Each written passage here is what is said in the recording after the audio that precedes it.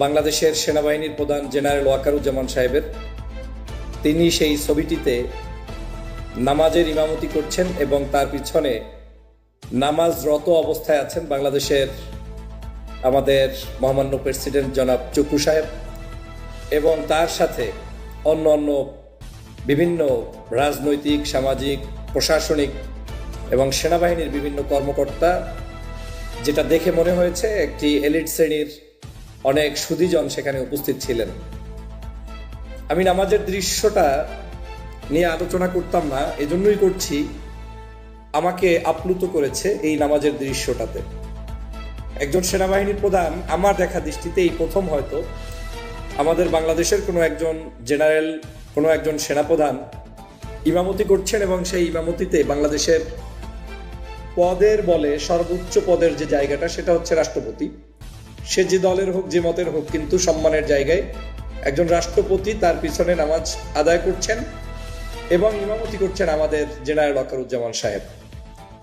বাংলাদেশের জন্য এর চেয়ে স্বস্তির, এর চেয়ে আনন্দের, এর চেয়ে সুন্দরতম দৃশ্য এই মাহে রমজানে আমার চোখের সামনে এখনো পড়েনি।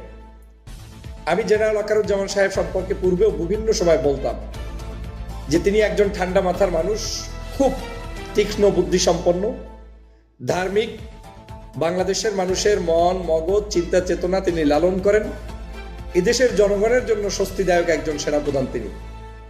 নিশ্চয়ই আমার মুখের ভাষা যেভাবে হবে, একটি রাজনৈতিক দলের নেতার মুখের ভাষা যেরকম হবে, একজন সেনাপ্রধানের বক্তব্য সেরকম কোনোদিনই হবে না।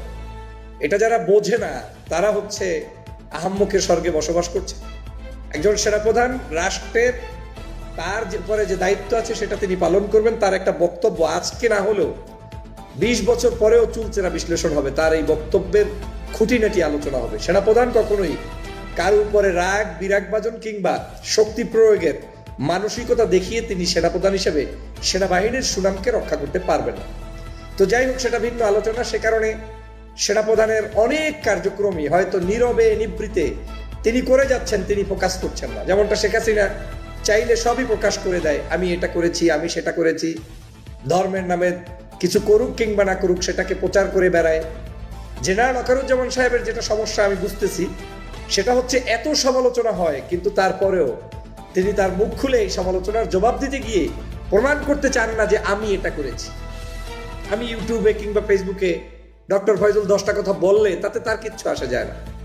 তিনি তার জায়গা থেকে গভীর জলে কাজ করে যাচ্ছেন এবং করেছেন বলেই আমি মনে করি 24-এর গণ অভ্যুত্থানে বাংলাদেশের নেতৃত্ব যারা দিয়েছে, এই ছাত্র জনতার বিপ্লবকে যাদের সহযোগিতার মাধ্যমে সম্পন্ন হয়েছে সেটা হচ্ছে সেনাবাহিনী, নৌবাহিনী, বিমান বাহিনীর সদস্যরা। এবং সেটাতে জেনারেল ওয়াকারুজ্জামান সাহেব আগেও ভূমিকা পালন করছেন, এখনো দেশ রক্ষার জন্য তিনি ভূমিকা পালন করছেন। দেখেন, আজকের সেনাপ্রধানের গত 8 মাস পর্যন্ত বিভিন্ন প্রপাগান্ডা হয়েছে। একটা বারের জন্য আপনি দেখেন আমরা কিন্তু তাকে চেতাইতে পারি নাই। বহু মানুষ বহু ধরনের নেগেটিভ কথা তাকে বলেছে, এটা করবে, সেটা করবে, ক্ষমতা নিয়ে নিবে, তিনি জরুরি ঘোষণা করবে, দেশের অবস্থা এই করবে। সারা রাত গুজব লীগের, এবং শুধু গুজব লীগই নয়, যারা ব্যক্তিগতভাবে সেনাবাহিনীর প্রধানকে দেখতেই পারে না দুই চোখের পাতায়, এ ধরনের কিছু ভালো মানুষও তার বিরুদ্ধে এমনভাবে লেগেছে যে মনে হয় যেন তাকে বাধ্য করা হচ্ছে। কিন্তু কতটা সুস্থ মস্তিষ্কের থাকলে, ঠান্ডা থাকলে সেটাকে তিনি প্রোটেকশন দিতে পারেন, সেটা জেনারেল ওয়াকারুজ্জামান সাহেব দিয়েছেন। এর কারণও আছে, তিনি ধার্মিক, তিনি নিজের স্বার্থে ওইরকম বড় কোনো চিন্তা করছেন না, জনগণের সাথে কাজ করছেন বিধায় তিনি কারো কথায় কষ্ট কিংবা আরাম বোধ করছেন না। আজকের তার ইমামতির এই ছবিটা দেখার পরে সত্যিই আমার মন জুড়িয়ে গিয়েছে। আমি জেনারেল ওয়াকারুজ্জামান সাহেবকে স্যালুট জানাই, ধন্যবাদ জানাই, এবং বাংলাদেশের বিভিন্ন প্রান্ত থেকে তার এই যে একটি নামাজের দৃশ্য, এই দৃশ্যটাই যখন বাংলাদেশের প্রত্যেকটি অফিস, আদালতে, প্রত্যেকটি জায়গায়, পাড়ায়, মহল্লায় চালু হবে, তখনই আমার বাংলাদেশের একটি পরিবর্তনের ছোঁয়া আমরা দেখতে পারবো। নামাজে যে কাতার ভেদ নাই, নামাজ যে শুধুমাত্র একজন হুজুরের জন্য না, আলেমের জন্য না, এটা যে সমগ্র মানুষের জন্য, সেটার প্রমাণ জেনারেল ওয়াকারুজ্জামান সাহেব দেখিয়েছেন। একজন সৈনিক, একজন সেনাপ্রধান, তারও যে নামাজ, একজন হুজুরের, আলেমেরও সেই নামাজ। আমরা তো ওই সমাজই কায়েম করতে চাই। বিশেষ করে আমি স্বপ্ন দেখি যে দেশের জেনারেল মানুষদেরকে আপনি চেপে ধরে হুজুর বানিয়ে দিতে হবে, আলেম বানিয়ে দিতে হবে, এটার তো কোনো জরুরত নাই। বরং এমন কিছু শিক্ষা ব্যবস্থা চালু হোক, এমন কিছু কর্মপদ্ধতি চালু হোক যার মধ্য থেকে একজন জেনারেল শিক্ষিত মানুষও বেসিক জিনিস জেনে তিনি ইমামতি নয়, শুধু রাষ্ট্রের সমস্ত সেক্টরে কাজ করার যোগ্যতা অর্জন করতে পারে।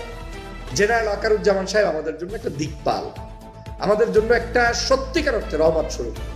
বুঝবেন কোন দিন বুঝবেন? যেদিন এমন কিছু মানুষ আপনাদের সামনে এসে শাসকরা পড়বে যারা আপনাকে প্রতিটা সেকেন্ড জুলুম, অত্যাচার, নির্যাতনের মধ্যে রাখবে, সেদিন এই সেনাপ্রধানের কথা আপনার মনে থাকবে।